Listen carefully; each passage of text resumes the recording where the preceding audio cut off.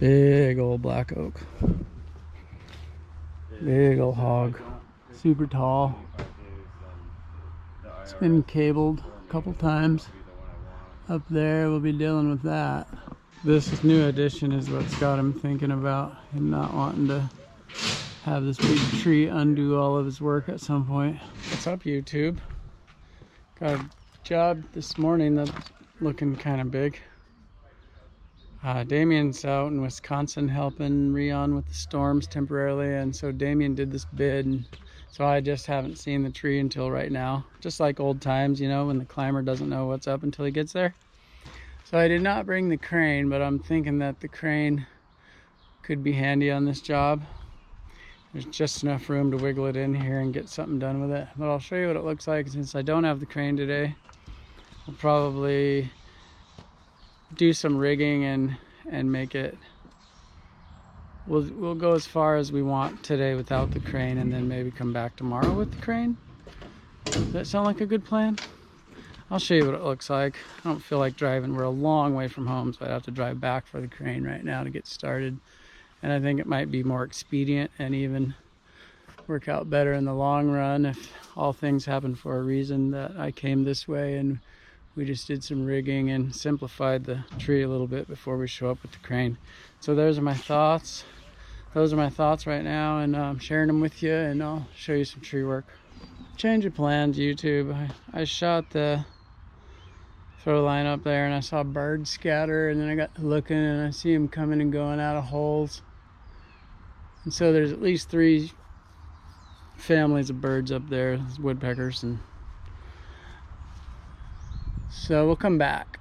We'll come back after the birds fly, after the birds are grown, and then we'll do this. Any tree that has a bunch of woodpeckers living in cavities over your house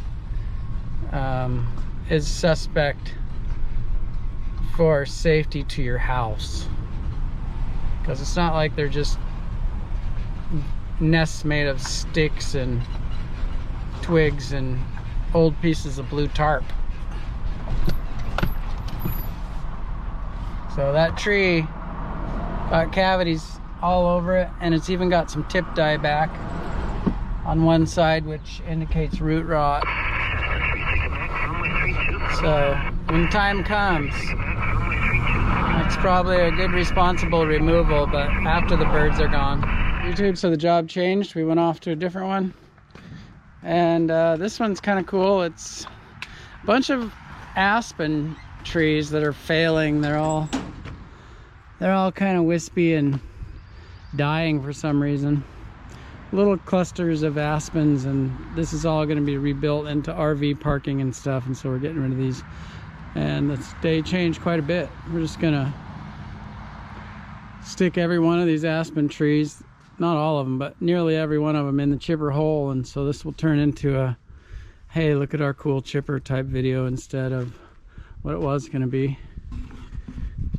And we'll take you along and show us. Sometimes, you know, it's kind of interesting. When we were looking at that job this morning, I was seeing a few birds around, and then I went to get the launcher, you know, the big shot launcher and the raptor rope and stuff. And while I was getting that stuff, a robin came and landed on the door of the truck right next to me, and I thought, that's interesting. Why is it being so friendly? What kind of sign is this? And then later, you know, we noticed all the bird activity in the tree, and then the people were like happy to hear about it, you know. We're happy to make a change. So anyway, let's get to work. Let's do something else. Let's do this instead. Go where the spirit leads, type of thing.